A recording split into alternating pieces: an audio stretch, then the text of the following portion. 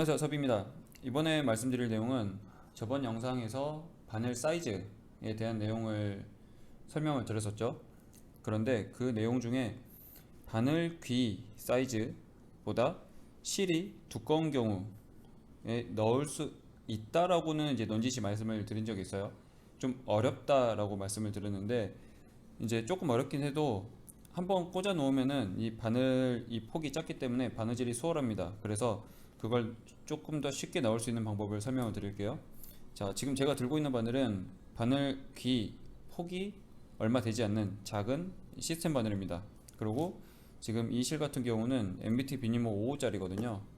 그래서 나일론 실 같은 경우는 마감을 하실 때도 라이터 열로 녹여서 마감을 하시죠. 그것을 이용하는 거죠. 살짝 녹여서 눌러서 조금 납작하게 만들어줍니다. 조금 납작하게 만들어주는 거죠. 지금 이게 보이실려나요? 자, 보이시죠? 살짝 납작하게 된 거. 이렇게 납작하게 하고 나서 바늘 귀에다가 꽂으시면 훨씬 편하게 꽂으실 수 있어요. 좀 꽂아놓고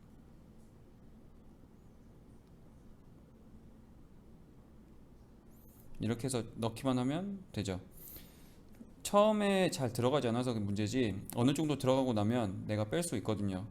그래서 이런 식으로 이제 하시는 것도 방법입니다. 그래서 나일론실은 녹인 다음에 눌러서 납작하게 해서 하시면 되고, 자, 지금 이 실은 링카블레 532 실이고요.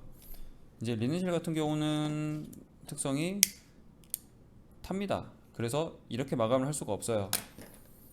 그래서 잘라낸 다음에 끝부분을 왁스로 살짝 다듬어 주신 다음에 왁스로 이제 갈무리를 하는 거죠. 그러고 나서 쪽가위 뒤쪽이나 아니면 뭐 라이터가 있으면 라이터도 괜찮아요. 가지고 오시는 도구 가지고 이 끝부분을 납작하게 눌러주는 겁니다.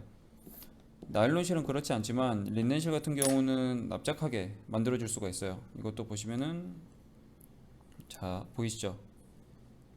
지금 납작하게 된 거 보이시죠? 이렇게 납작하게 해놓고 바늘 귀에 꽂으면 조금 더 수월하게 넣으실 수가 있습니다. 그러니까 넣을 수 없는 게 아니에요. 보이시죠? 쑥 들어가는 거. 보셨나? 네. 지금 쑥 왔다 갔다 하거든요. 납작해져서. 들어가고 나면 빡빡해요. 지금 들어가고 나면 빡빡한데 어차피 바늘이 계속 왔다 갔다 하는 게 아니고 내가 처음에 세팅할 때까지만 들어가면 되거든요. 그래서 처음 꽂을 때만 조금 복잡하고 힘들 뿐이지 꽂고 나면 바느질이 쉬울 수 있습니다. 그래서 한번 이렇게 활용을 해보시는 것도 괜찮을 것 같아서 오늘 팁을 준비를 했고요. 제가 다음에는 다른 영상으로 찾아오겠습니다. 감사합니다.